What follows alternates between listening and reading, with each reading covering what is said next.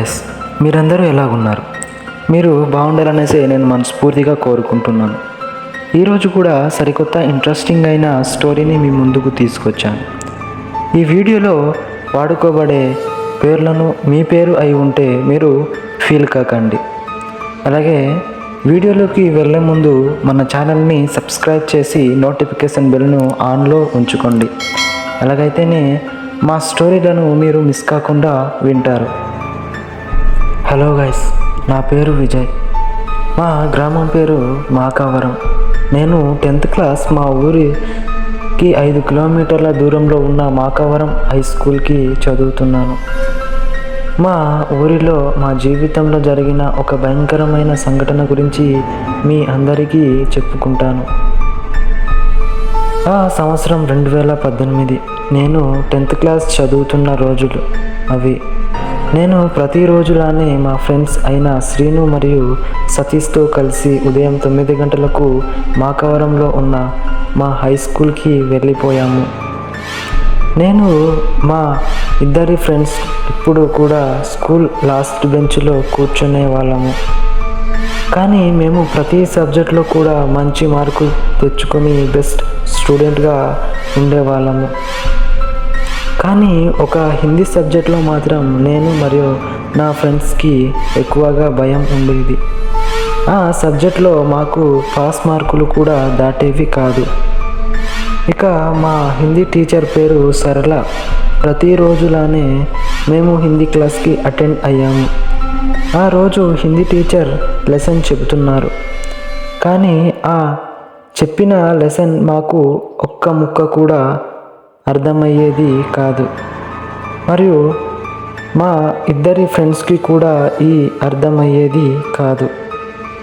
ఇక మేము లాస్ట్ బెంచ్లో ఉండేవాళ్ళం. మా హిందీ టీచర్ ఎక్కువగా గమనించేది కాదు. అందువలనే మేము చేసింది ఏమీ లేక ఆమె లెసన్ చెప్తూ ఉన్నప్పుడు మేము మొబైల్తో గేమ్ ఆడుకుంటూ ఉన్నాము. ఆ సంఘటన చూసి హిందీ టీచర్ మా దగ్గరికి వచ్చింది. ఇక మా చేతిల్లో ఉన్న మొబైల్ లాక్కొని మా ముగ్గురిని ప్రిన్సిపల్ రూమ్కి తీసుకుని వెళ్ళింది. జరిగిన విషయం అంతా హిందీ టీచర్ ప్రిన్సిపల్కి వివరించింది. దీంతో ప్రిన్సిపల్ మాకు ముగ్గురిని ఆ రోజంతా స్కూల్ గ్రౌండ్లో నిలబెట్టించాడు. మాకు అప్పటి వరకు ఉన్న బెస్ట్ స్టూడెంట్ అనే గౌరవం కూడా పోయింది. ఆ క్లాస్లో ఉన్న ప్రతి స్టూడెంట్ కూడా మనల్ని చూస్తూ ఆ రోజంతా నవ్వుకున్నారు. అది చూసిన మేము ఆ రోజంతా చాలా బాధపడ్డాము. మేము చేసిందే తప్పు, కానీ ఇంత చిన్న శిక్షకి అంత పెద్ద శిక్ష పడింది మా మనసులో అనిపించింది. అక్కడ నుంచి మేము స్కూల్కి మొబైల్ తెచ్చుకోవడం మానేశాము. హిందీ టీచర్ సరళ మేడం చాలా అందంగా ఉంటుంది. ఆమెకు పెళ్ళి కూడా అయింది. కానీ ఆమె ఎన్సిసి మాస్టర్ అయిన సూర్యారావుతో లవ్ అఫైర్ ఉండేది అని స్కూల్లో ఒక పుకారు ఉండింది. ఆ రోజు ఆదివారం హిందీ టీచర్ అలానే ఎన్సిసి మాస్టర్ అయిన సూర్యారావు స్కూల్కి వచ్చారు. ఆ స్కూల్ వెనుక ఉన్న బాత్రూంలో వారు సెక్స్ చేస్తున్నారు. ఆ రోజు ఆదివారం కావడంతో ఆ స్కూల్కి చెందిన కొందరు విద్యార్థులు ఆ స్కూల్ గ్రౌండ్లో క్రికెట్ ఆడుతున్నారు. ఆ సమయంలో వీళ్ళిద్దరూ సెక్స్ చేస్తున్నప్పుడు గమనించిన విద్యార్థులు మొబైల్తో వీడియో తీసి నెట్లో అప్లోడ్ చేశారు. ఇక ఆ వీడియో బాగా వైరల్గా మారింది. మరుసటి రోజు సోమవారం ఆ వీడియో గురించి తెలియని హిందీ టీచర్ ప్రతిరోజులానే స్కూల్కి వచ్చి 10th క్లాస్ రూమ్లో క్లాస్ చెబుతుంది. ఆ వీడియో గంటకు వైరల్గా మారుతుంది. ఎంతగా వైరల్గా మారింది అంటే హిందీ టీచర్ భర్తకు వీడియో చేరేలాగా వైరల్ అయింది. ఆ వీడియో చూసిన హిందీ టీచర్ భర్త కోపంతో మా స్కూల్కి వచ్చి 10th క్లాస్ రూమ్లో ఉన్న క్లాస్ చెబుతున్న హిందీ టీచర్ని జుట్టు పట్టుకొని బయటకి ఈడ్చుకుంటూ కొట్టాడు. ఆమె ఇక కేకలు వేస్తుంది. ఆ విషయాన్ని తెలుసుకున్న ప్రిన్సిపల్ 10th క్లాస్ రూమ్కి వచ్చి జరిగిన విషయాన్ని తెలుసుకున్నాడు.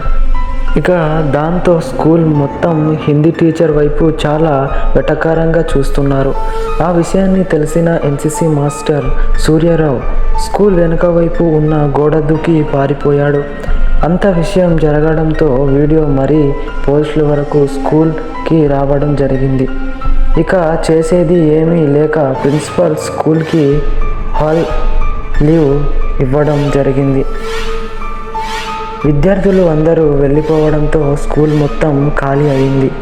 స్కూల్ అటెండర్ వెంకట్రావు స్కూల్ డోర్లు మొత్తం వేసి అతను కూడా ఇంటికి వెళ్ళిపోయాడు.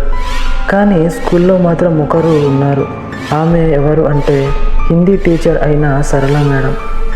ఆమె 10th క్లాస్ రూమ్లోనే ఉండి ఏడుస్తూ ఉంది. తన భర్త కూడా ఆమెను వదిలేశాడు.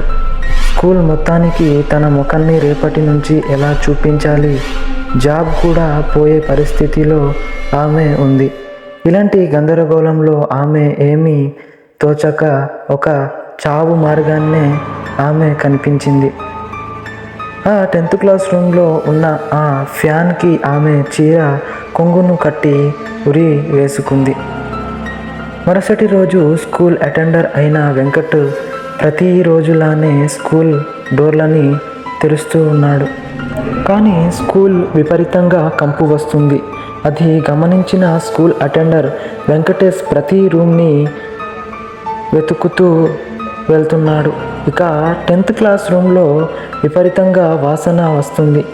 ఇక ఆ రూమ్ యొక్క డోర్ తెరచి వెంటనే అతనికి ఒక్కసారిగా గుండె ఆగిపోయినంత పని అయ్యింది. ఆ హిందీ టీచర్ శవం ఎలా ఉంది అంటే ఆమె నాలుక మొత్తం బయటకి వచ్చేసింది. అలా భయంకరంలో ఉన్న ఆమె శవాన్ని చూసి స్కూల్ అటెండర్ వెంకటేష్ గట్టిగా కేకలు వేస్తాడు. స్కూల్ నుంచి బయటకి వచ్చేశాడు. అక్కడ జరిగిన విషయాన్ని అంతా స్కూల్ ప్రిన్సిపల్కి చెప్పాడు. అలాంటి సంఘటన ఆ స్కూల్లో జరగడం వల్ల ఆ రోజు నుంచి స్కూల్ని మూసేశారు. ఏం జరిగిందో ఏమో తెలియదు, కానీ స్కూల్ మూసిన కొన్ని రోజుల స్కూల్ అటెండర్ వెంకటేష్ కూడా దారుణమైన స్థితిలో చనిపోయాడు. అలాగే ఎన్సిసి మాస్టర్ అయిన సూర్యారావు కూడా తన ఇంట్లోనే ఉరి వేసుకొని చనిపోయాడు. దీని అంతటికీ కారణం ఆ హిందీ టీచర్ అని ఆ ఊరంతా నమ్మారు. ఆ ఊళ్ళో ఉన్న ప్రజలు నమ్మే విధానమే చాలా సంఘటనలు హై స్కూల్ రోడ్లో జరుగుతూ ఉండేవి. ఆ హై స్కూల్ రోడ్డుల్లో 12 నుంచి 1 గంట మధ్యలో చాలా యాక్సిడెంట్లు జరిగేవి. చాలామంది చనిపోయారు. అలానే మరణించిన వారిలో నా స్నేహితులైన శ్రీను మరియు సతీష్ కూడా ఉన్నారు. వారి మరణం ఎలా ఉంది అంటే వారి కడుపుల్లో ఉన్న ప్రేగులు బయటికి వచ్చేశాయి. వారి తల 4 ముక్కలు అయ్యాయి. అంత భయంకరమైన చావు నా ఫ్రెండ్స్కి ఆ హై స్కూల్ రోడ్డులోనే జరిగింది. ప్రతిరోజు కూడా రాత్రి అయితే ఆ స్కూల్ నుంచి అరుపులు వినిపిస్తూనే ఉండేవి. అలాంటి సంఘటనలను చూసి ప్రజలు ఆ రోడ్డు నుంచి రాత్రిపూట రావడం కూడా మానివేశారు. ఆ ఊరు ప్రజలు ఏ పని అయినా ఉదయం పూటనే తన పనిని ముగించుకొని వచ్చేవారు. ఇక స్కూల్ మూసివేసి దాదాపు 5 సంవత్సరాలు దాటింది. నేను కూడా నా డిగ్రీని పూర్తి చేశాను. ఆ సంవత్సరం 2023 నా కాలేజీ నుంచి ఫోన్ వచ్చింది. మీ డిగ్రీ సర్టిఫికెట్లను తీసుకోవాలండి అని చెప్పారు. ఆ విషయాన్ని తెలుసుకున్న నేను నా బైక్తో మా ఊరు మాకవరం నుండి సిటీకి దగ్గరలో ఉన్న మా కాలేజీ దగ్గరికి వెళ్ళాను. అప్పుడు నాతో పాటు డిగ్రీ చదువుతున్న నా ఫ్రెండ్స్ని కలిశాను. చాలా రోజుల తర్వాత కలవడంతో వారితో కలిసి పార్టీ కూడా చేసుకున్నాను. కానీ ఆ సమయంలో నేను టైం చూసుకోవడం మర్చిపోయాను. ఇక రాత్రి 8 అవుతుంది. ఇక మా ఇంటి నుంచి ఫోన్ వచ్చింది. మా నాన్న ఇంకా ఎక్కడ ఉన్నావురా అని గట్టిగా ఫోన్లో అరుస్తూ ఉన్నాడు. అప్పటి వరకు నాకు మాకవరం హై స్కూల్ రోడ్డు గురించి జ్ఞాపకమే లేదు.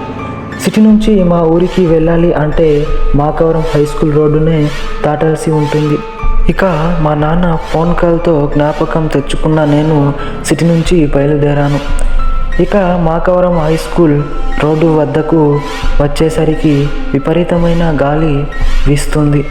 హై స్కూల్ గేటు వద్దనే నా కంటిల్లో ధూళి పడడంతో బైక్ స్లిప్ అయ్యి పడిపోయాను. నా చేతిలో కూడా గాయం అయ్యి రక్తం వస్తుంది. నేను మెల్లగా బైక్ తీసి స్టార్ట్ చేశాను, కానీ బైక్ స్టార్ట్ అవ్వడం లేదు. చాలా ప్రయత్నించాను, కానీ బైక్ స్టార్ట్ అవ్వలేదు. ఇక విపరీతమైన గాలితో పాటు వర్షం కూడా స్టార్ట్ అయింది. నా దగ్గర ఉన్న సర్టిఫికెట్లు తడిసిపోతాయేమో అని భయంతో నా బండిలో నుంచి బయటికి తీసి కవర్లో పెట్టే లోపల నా చేతిలో ఉన్న సర్టిఫికెట్లు జారిపోయి గాలిలో ఎగురుకుంటూ స్కూల్ కాంపౌండ్లో వెళ్ళిపోయాయి. ఇక నాకు భయం మొదలైంది. నేను 3 సంవత్సరాలు కష్టపడి నా ఫలితం ఆ సర్టిఫికెట్ వాటిని ఎలాగైనా పొందాలని నిర్ణయించుకున్నాను. మెల్లగా నేను భయంతో నా మొబైల్ టార్చ్ ఆన్ చేసుకొని స్కూల్ లోపలికి నా సర్టిఫికెట్ని తెచ్చుకుందామని వెళ్ళాను. ఇక నా సర్టిఫికెట్లు గాలికి ఎగురుతూ స్కూల్ రూమ్ లోపలికి పడిపోయాయి. అయినా వాటిని చూసి నేను వెంటనే నా సర్టిఫికెట్లు తీసుకొని బయటికి వచ్చేసరికి ఒక్కసారిగా స్కూల్ రూమ్ డోర్లు మూతపడిపోయాయి. ఆ మూతపడిన శబ్దం నాకు ఒక్కసారిగా గుండె ఆగినంత పని అయింది. ఆ మూతపడిన డోర్లని తీయడానికి ఎంత ప్రయత్నించినా మళ్ళీ తెరుచుకోలేదు. ఆ స్కూల్లో ఉన్న సామాన్లతో ఆ డోర్ని పగలగొట్టడానికి ప్రయత్నించాను, కానీ ఆ డోర్లు అస్సలు ఓపెన్ కాలేదు.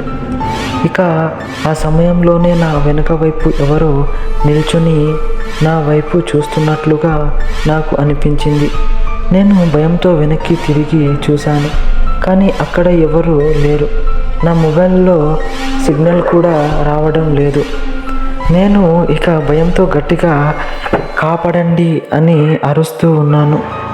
అదే సమయంలో మరో ఆడ గొంతులో నాకు కాపాడండి అని స్కూల్ లోపల అరుస్తూ ఉన్నారు. ఆ అరుపు విన్నగానే నాకు చాలా భయం అనిపించింది. అరుపు ఎలా ఉంది అంటే మా హిందీ టీచర్ సరళ మేడం అరుపులానే అనిపించింది. ఇక నాకు ఒళ్ళంతా చెమటలు పట్టేస్తున్నాయి, గుండె దడ పెరిగిపోతుంది. నాకు చుట్టుపక్కల అంతా చీకటిగానే ఉంది, కానీ పైనుంచి మాత్రం అరుపులు వినిపిస్తూనే ఉన్నాయి. మరోవైపు ఏడుపులు కూడా వినిపిస్తున్నాయి. ఇక నేను భయంతో ఆ అరుపులను మరియు ఏడుపులను వినడానికి చాలా భయంకరంగా ఉంది. నేను భయంతో మెల్లగా ఆ అరుపులను ఎక్కడి నుంచి వస్తున్నాయి అని చూడడానికి స్కూల్ పైకి ఎక్కుతూ వెళ్ళాను. ఆ అరుపులన్నీ నేను చదివిన 10th క్లాస్ రూమ్లో నుంచి వస్తున్నాయి. నేను మెల్లగా 10th క్లాస్ రూమ్కి వచ్చేసరికి ఒక్కసారిగా ఎవరో బట్టలు లేకుండా ఒక అమ్మాయి రూమ్లో నా ముందు వస్తుంది. అది చూసిన నేను గట్టిగా కళ్ళు మూసుకున్నాను. మరలా తెరిచేసరికి అక్కడ ఎవ్వరూ లేరు. ఇక నేను భయంతో ఆ 10th క్లాస్ రూమ్ దగ్గరికి వెళ్ళాను. రూమ్ తెరిచిన నాకు అక్కడ ఎవరూ లేరు, కానీ రూమ్ బోర్డ్ మీద ఆ హిందీ టీచర్ రాసిన డేట్ అప్పటికీ చెరిగిపోకుండా అలానే ఉంది. ఆ రూమ్లో ఎవరు లేరని నాకు అనిపించింది. దీంతో రూమ్ నుంచి బయటకు వచ్చేసరికి ఒక్కసారిగా నా పైకి ఉన్న ఫ్యాన్ తిరగడం ప్రారంభించింది. ఏమిటి అని నా తలపైకి ఎత్తి చూసేసరికి ఆ ఫ్యాన్ మీద హిందీ టీచర్ కూర్చొని నా వైపు చూస్తూ ఉంది. ఇక నాకు గుండెల్లో భయం మొదలైంది. ఆమె చూసిన వెంటనే నేను గట్టిగా అరుస్తూ ఉన్నాను.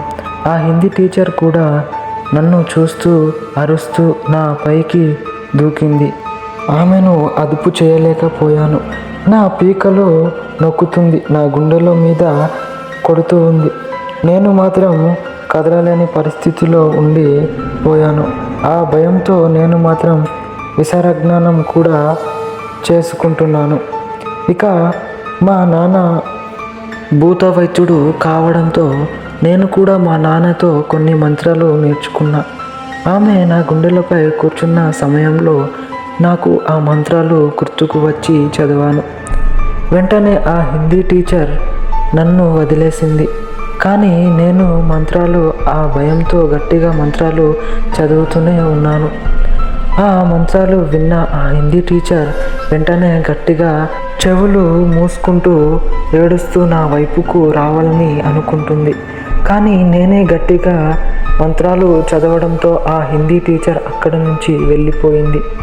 ఇక నా చెయ్యి నుంచి విపరీతంగా రక్తం కారడంతో నేను స్పృహ కోల్పోయే పరిస్థితిలో ఉన్నాను. నేను మెల్లగా మంత్రాలు ఆపకుండా స్కూల్ నుంచి బయటకి వచ్చేసాను. ఆమె మంత్రాలు నా వెంటనే వస్తూ ఉన్నట్లు కనిపిస్తూ ఉండేది. ఇక రూమ్ డోర్లు బద్దలు కొట్టి బయటికి వచ్చేసాను. కానీ నాకు రక్తం ఎక్కువగా పోవడంతో స్పృహ కోల్పోయాను. ఇక మరుసటి రోజు ఉదయం ఆ దారి వెళ్ళిన మా ఊరు ప్రజలు నన్ను చూసి ఆసుపత్రిలో జాయిన్ చేశారు. ఇక మా అమ్మ నాన్న ఏడ్చుకుంటూ ఆసుపత్రికి వచ్చారు. ఇక నా ఆరోగ్యం మెల్లగా బాగుపడింది. నేను 10th క్లాస్లో చదివిన నా క్లాస్మేట్తో కలిసి మా క్లాస్లో మొత్తం 60 మంది ఉండేవాళ్ళం. కానీ ఆ హిందీ టీచర్ ప్రభావం మాత్రం నేను మరియు నా ఫ్రెండ్స్ అయిన శ్రీను మరియు సతీష్ వైపునే ఎక్కువగా ఎదుర్కొన్నాము. శ్రీను మరియు సతీష్ కూడా చనిపోయారు. నేను మాత్రమే బ్రతికాను. ఆ హిందీ టీచర్ నా పైన పగ పెంచుకొని మమ్మల్ని చంపాలని అనుకోవడానికి గల ప్రధానమైన కారణం మేమే ఆ రోజు తీసిన ఆ వీడియోను ఆ ఎన్సిసి మాస్టర్ మరియు హిందీ టీచర్ చేసిన సెక్స్ వీడియోను నేను మరియు మా ఇద్దరు ఫ్రెండ్స్ వీడియో తీసి నెట్లో అప్లోడ్ చేశాము. దాని కారణం వల్లనే హిందీ మేడం చనిపోయింది. ఆ విషయాన్ని మాకు మరి మా ఇద్దరి ఫ్రెండ్స్కి మాత్రమే తెలుసు. మా ఇద్దరు ఫ్రెండ్స్ మా వల్ల చనిపోయారు. ఇక నాకు మాత్రమే ఆ విషయాన్ని రహస్యంగా ఉండిపోయింది. ఆ వీడియో తీసి నెట్లో అప్లోడ్ చేయడానికి గల ప్రధానమైన కారణం మేము ఆ రోజు పడిన బాధలు ఆమె కూడా అనుభవించాలి అని తీసాము. కానీ ఆ తెలిసి తెలియని వయసులో మేము చేసిన తప్పుకి చాలామంది బాధపడ్డారు. నేను బతకడానికి గల ప్రధానమైన కారణం మా నాన్నగారు నుంచి నేను నేర్చుకున్న మంత్రాలే నన్ను కాపాడాయి. Thank you.